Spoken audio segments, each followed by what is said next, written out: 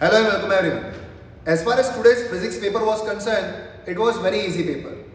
In the part A section, one can easily score 40 plus marks. Other than 2 or 3 MCQs, 50 out of 50 might be possible for those students who have read the textbook very nicely.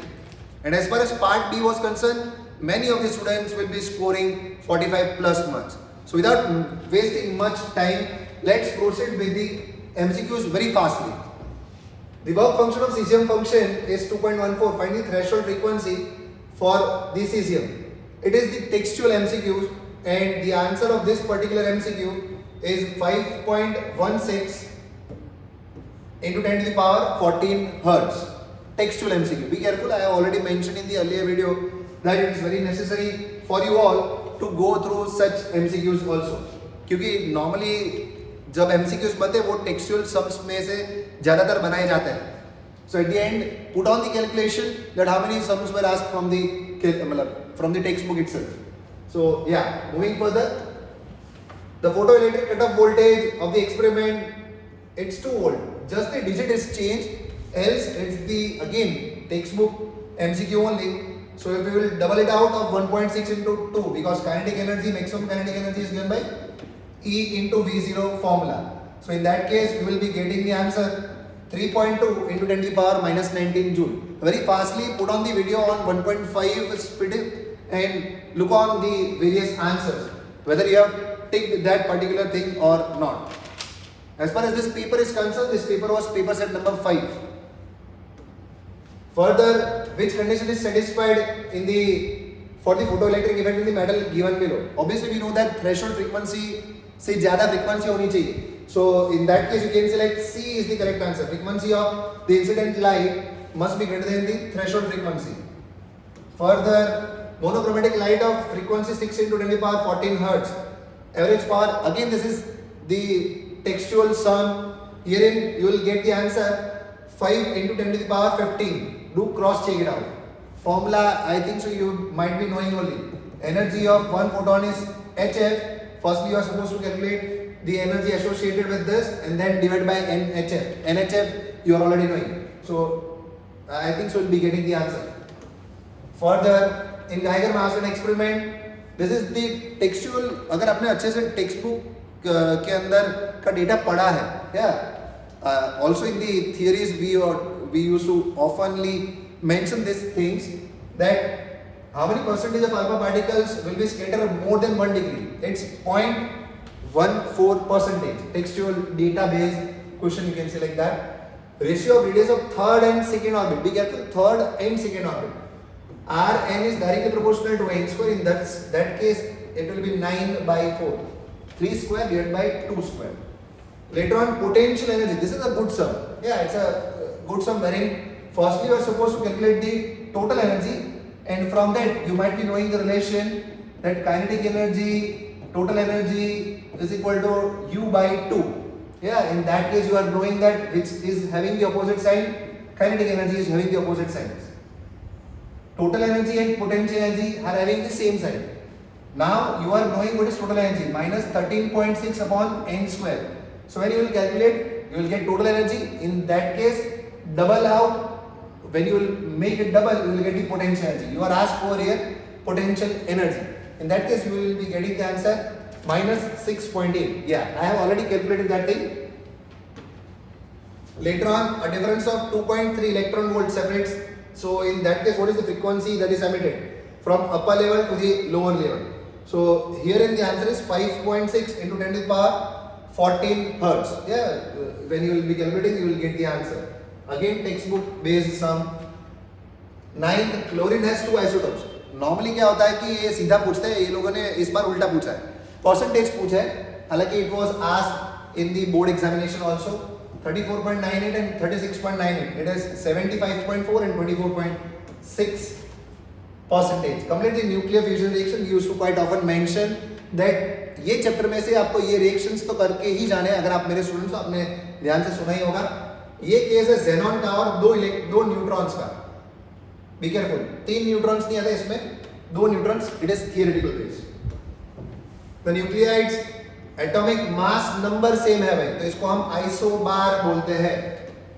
Next, when atomic mass number increases nuclear density, भाई कुछ भी हो जाए nuclear density कभी भी change नहीं होती, it always remains constant. Obtain approximately radius of gold nucleus and the silver nucleus. Again, it's a textual MCQ. 1.23 is the correct answer. Yeah, you will get the answer by this straightforward formula. When a forward bias is applied, normally मैं बोलता हूँ कि 14 chapter का MCQ आपको ढूंढना चाहिए. ये text book based जो एक्सरसाइज के पीछे दिया हुआ है, तो अगर आप फॉरवर्ड बायस अप्लाई करोगे तो पोटेंशियल बैरियर घट जाएगा, लोअर्स द पोटेंशियल बैरियर.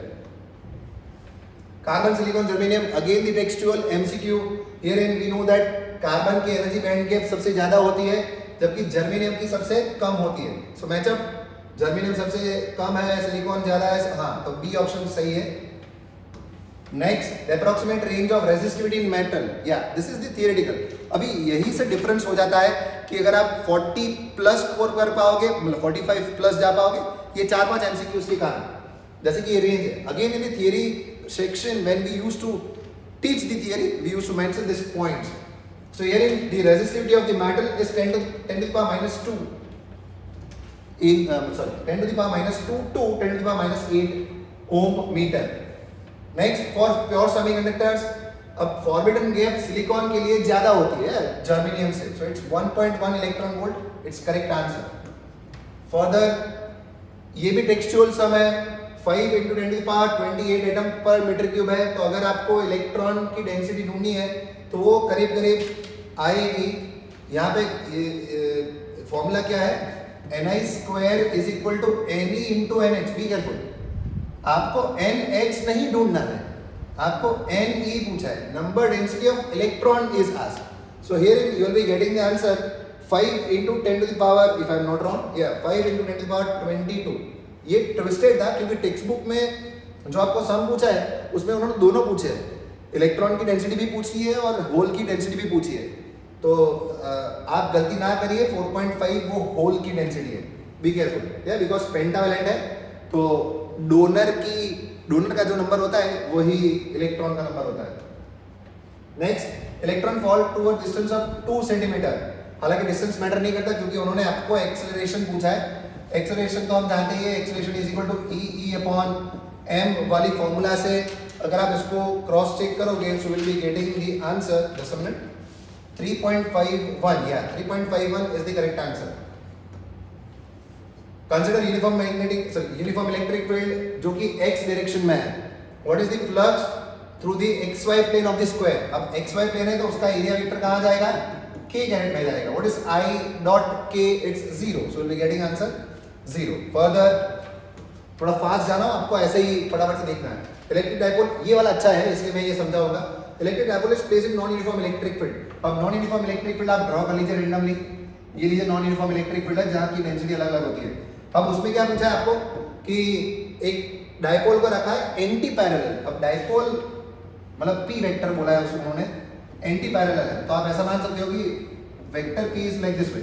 अब वेक्टर p की डायरेक्शन कहाँ से कहाँ होती है, from negative charge to positive charge. मतलब इनडायरेक्टली ये नेगेटिव चार्ज है और ये पॉजिटिव चार्ज है.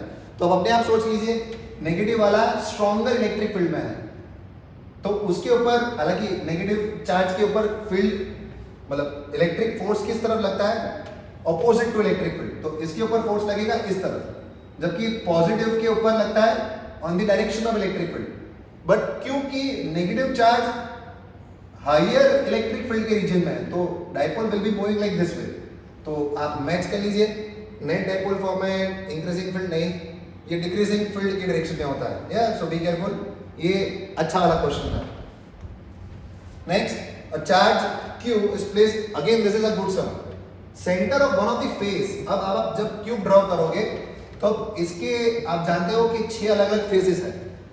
ये फेस में आपको एक चार्ज रख देना है तो वो कितना अंदर होएगा, आधा अंदर होएगा क्योंकि उसको कवर करने के लिए दूसरा एक क्यूब बाद में रखना पड़ता है. तो how much charge is inside that's q by 2. तो फ्लक्स की फॉर्मूला क्या है, गॉस लॉ के तहत सिग्मा q अपॉन एप्सिलॉन 2 के सिग्मा q अपॉन एप्सिलॉन 0 के तहत it's q by 2 upon epsilon 0. So it must be q upon 2 epsilon 0. Be careful, one of the face पूछा है. या सो लॉजिक है इसमें. Next, electrostatic force 0.4 microcoulomb. ये text book का फर्स्ट चैप्टर का क्वेश्चन है जिसमें आंसर आपका आएगा क्योंकि मैंने सॉल्व कर दिया already. 0.12 metre is the correct answer. ये 12 सेंटीमीटर. अब ये भी बहुत बार पूछ लिया है हमने, n1 प्रोटॉन्स है तो उसका चार्ज होगा n1e, इलेक्ट्रॉन्स का होगा n2e माइनस n2e, नेट कितना होगा n1 minus n2. So this is the first is the correct answer. For the dimension formula of capacitance C is equal to Q by V के तहत अगर आप देख लोगे तो आपको आंसर मिलेगा, कौन सा वाला मिलेगा, m minus 1 L minus 2 T4 और A2. C is the correct answer. Yeah, m minus 1, L minus 2, T4 and A2. Next, which of the following option is incorrect? Incorrect ढूंढना है आपको. तो inside the conductor electrostatic field ये तो सही है. Surface पे perpendicular थे, yes. The interior of the cannot access charge, yes, that is also correct. But electrostatic potential is constant. It's not zero. So D is incorrect. Calculate the potential. भाई potential की formula क्या होता है, single charge के कारण k q upon r. अगर आप easily solve, मतलब ये आसान तरीके से, again this is the textual illustration. 4 into 10 to the power 4 is the right answer. A 900 picofarad capacitor या energy U is equal to 1/2 CV square के अगर आप ढूंढोगे तो टेक्स्ट बुक में, ये टेक्स्ट बुक का इलस्ट्रेशन है. How much electrostatic energy is, I think so the total question was asked. But herein there is a little twist, but the answer is again same as textbook only. So it's how much electrostatic energy is lost in this particular process. So if I am not wrong, I am getting the answer as 2.25 into 10 to the power minus 6. 3 capacitors parallel में है, तो सीधा सीधा addition करना है. 2 plus 3 5 plus 4 9. कुछ logic नहीं है बेस में. Direct answer. Options given below whose resistivity decreases. Again this is a good theoretical question. Resistivity decrease होती है टेम्परेचर के साथ सेमीकंडक्टर्स की. या अगेन मूविंग फर्दर, ये अच्छा question. Potential difference between 2 points A and B is given right. भाई अगर आपको किरचॉफ लॉ आता है तो आपके लिए ये वाला अच्छा क्वेश्चन था. A और B के बीच में ढूंढना है. बैटरी का पॉजिटिव ये है तो करंट यहाँ से ऐसे जाएगा. तो if current is going like this वे, आपको इतने पार्ट पे ही फोकस करना है. तो ये प्लस हुआ, ये माइनस हुआ. अब A और B के बीच में आप अप्लाई करिए. करंट नहीं दिया लेकिन आप ढूंढ सकते हो यार. V is equal to I R, तो R होएगा V बाय आर. V है 9, रेजिस्टेंस सीरीज में डाल दो आप, 3 हो जाएगा. 9 बाई 3 इज 3 एम्पियर. तो करंट 3 एम्पियर है. तो 3 एम्पियर का करंट फ्लो हो रहा है अगर, तो VA से शुरू करेंगे. तो VA माइनस, प्लस से माइनस मतलब माइनस, 9 माइनस से प्लस मतलब प्लस, 3 2 6 हो जाएगा. Is equal to VB. आपको पूछा है VA माइनस VB, तो VB इस तरफ लगेगा, माइनस 3 उस तरफ जाएगा तो 3 हो जाएगा. Plus 3 must be the answer. Plus 3 volt must be the answer. Be careful. अब वायर स्ट्रेच, ये टेक्निकल क्वेश्चन है. How much increase is there in the resistance, what is the final resistance, ऐसा नहीं पूछा है. अब R is equal to rho L upon A. Normally जब stretching वाले क्वेश्चन आए तो लेंथ से मल्टीप्लाई और डिवाइड कर लीजिए, क्योंकि नीचे क्या बन जाएगा, वॉल्यूम बन जाएगा. तो rho L square upon volume, क्योंकि वॉल्यूम चेंज नहीं होता.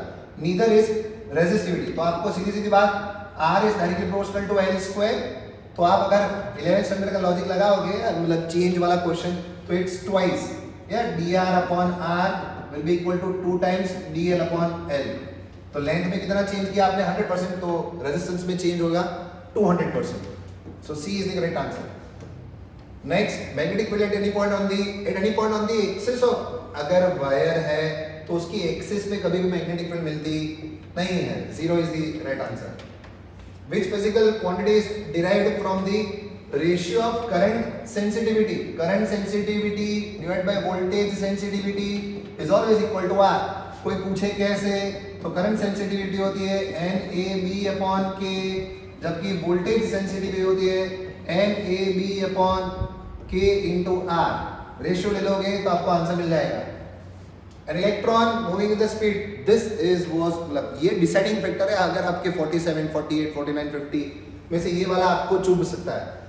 पिच की फॉर्मूला, या पिच की फॉर्मूला होती है I think so 2 pi m v parallel, just a minute, या it's 2 pi m v parallel divided by q into b. It's a good question. यहाँ पे क्या बोला है, हाँ, वेलोसिटी और फील्ड के बीच में, ये वेलोसिटी है, फील्ड के बीच में जो एंगल है वो 60 डिग्री है. वेलोसिटी का ये वाला कंपोनेंट को हम v पैरेलल बोलेंगे, ऊपर वाले के कंपोनेंट को v परपेंडिकुलर बोलेंगे. तो पैरेलल कंपोनेंट क्या होएगा, v cos 60. या तो इन that case it will be 2 pi m v cos 60 divided by q into b. अगर आप ये सॉल्व करोगे तो आपको 8.29 वाला, मतलब ये वाला आंसर, हाँ 8.929, सॉरी तो ये आंसर मिलेगा आपको। Two long and parallel straight wires, अब इसमें ये भी टेक्सचुअल एक्सरसाइज का ही सम है, तो इसमें आंसर आता है 4 × 10⁻⁵ न्यूटन। आगे बढ़ेंगे, टेक्सचुअल सम था ये। What is the correct relationship between, या अगर फेरोमैग्नेटिक मटेरियल है तो उसकी मैग्नेटिक प्रॉपर्टी, या दैट्स न्यू, परमेबिलिटी जिसको बोलते हैं, वो बहुत ज्यादा बड़ी होती है न्यू के कंपैरिजन, न्यू जीरो के कंपैरिजन में। या so new is very much greater than mu zero. Which one of the following is incorrect, incorrect ढूंढना है भाई। तो अगर आप डायमेंशनल फॉर्मूला पकड़ लोगे, जैसे कि इसकी डायमेंशनल फॉर्मूला आती है m1 L2 T - 2 A - 2, that's what I have solve. और अगर ये चेक करोगे तो आप न्यूटन मीटर पर एम्पियर का ये नहीं होता है, तो ये इनकरेक्ट है। A pair of adjacent coil, again this is a good question, text book है लेकिन एक स्टेप ऊपर लेके गए वो लोग। टेक्स्ट बुक में फ्लक्स पूछा था, यहाँ पे उन्होंने ईएमएफ पूछा है, तो इसका आंसर आ रहा है 60 volt. Next, a close loop with radius, देखिए स्टेशनरी हेल्ड करके रखा है, परमानेंट मैग्नेटिक को भी फिक्स करके रखा है, मतलब there is no change in flux. अगर फ्लक्स चेंज नहीं हो रहा है तो ईएमएफ प्रोड्यूस कभी भी हो नहीं सकता, so it's 0। 41, magnetic field inside the current carrying long solenoid mu 0 Ni है, लेकिन आपको magnetic energy stored per unit volume पूछा है। Good question, it's b²/2 μ0 standard formula. Magnetic field तो पहले से दी है, तो इसमें आंसर आएगा 1.6 वाला। सो 1.6 × 10⁻², कैलकुलेट कर दिया है, आप कैलकुलेट कर सकते हो।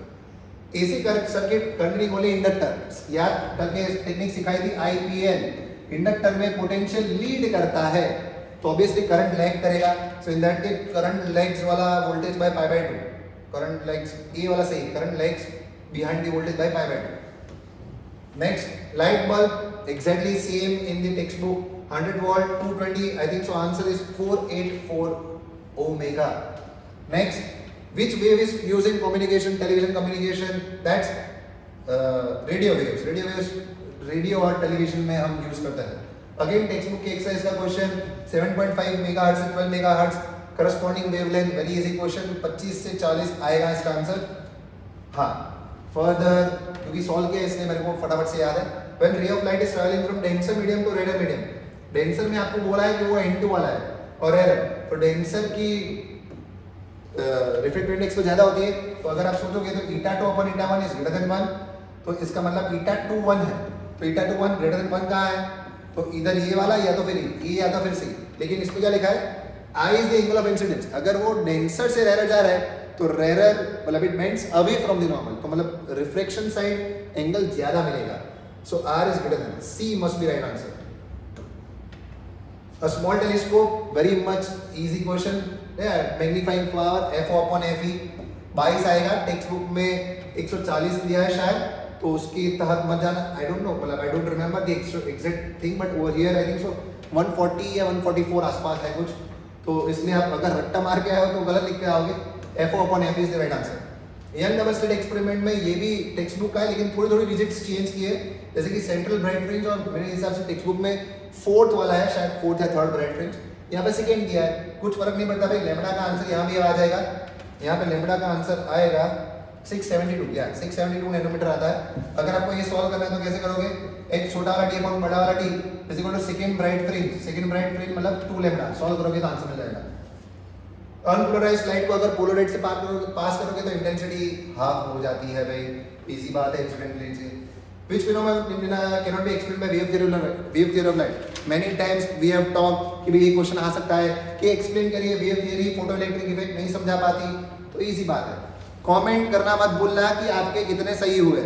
हाँ, हालांकि आपके एग्जाम्स, केमिस्ट्री के exams is due, but you can take up 10 to 15 minutes because it was easy paper. It will provide you enough confidence कि मेरे तो इतने तो आ रहे हैं, तो अगर कम है तो आप ज़्यादा मेहनत कर सकते हो बायोलॉजी, केमिस्ट्री, मैथमेटिक्स पेपर के अंदर। पार्ट बी की चर्चा इसलिए करूंगा क्योंकि इसमें आप आसानी से 50 out of 50 ला सकते हो। लेकिन बहुत बच्चों को एक प्रॉब्लम हुआ है, लेकिन मेरे हिसाब से ये बोर्ड ने लिखने में, मेरे हिसाब से, क्योंकि मैंने अभी पेपर देखा है तो उसके अंदर देखिए ओनली फॉर ब्लाइंड स्टूडेंट्स ऐसा आ रहा है।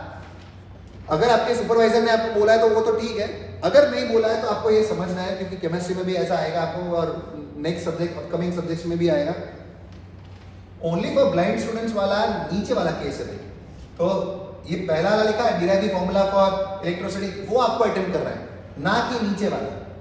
इन द सेम मैनर आप सिंपल तरीके से मतलब ईच एंड एवरी क्वेश्चन देखना भाई, अगर आप यहाँ पे टिक करते जाओगे ना, मैंने बोला था कि 30+ मार्क्स आप आसानी से सम्स के अंदर ला सकते हो, मेरे हिसाब से ज़्यादा होंगे कम नहीं होंगे निश्चित रूप से। मैंने कैलकुलेट नहीं किया क्योंकि मैं जानता हूँ कि भाई ज़्यादा ही होते हैं। नेक्स्ट जैसे कि ये देखिए using Huygens formula explain reflection of wave, तो वो आपको अटेम्प्ट करना है, नीचे वाला नहीं करना है। बहुत लोगों ने ये मतलब मेरे को मैसेजेस किए, इंस्टा पे किए, व्हाट्सएप पे किए। Many of the students have told me, sir I have made mistake in writing, मतलब कौन सा लिखना था, एक दो के तो फॉर्म भी आ गए। तो आपको ये समझना है कि आपको ये ऊपर वाले लिखने हैं, write the shortcut on P type semiconductor. Blind students के लिए only 2 difference between P type and N type semiconductor, वो उनके लिए आपको ऊपर वाला अटेम्प्ट करना है भाई। So be careful about that thing also. और आप अगर क्वेश्चंस, हालांकि आपने क्वेश्चंस नहीं पढ़े होंगे लेकिन फिर भी I hope so the entire paper went nicely.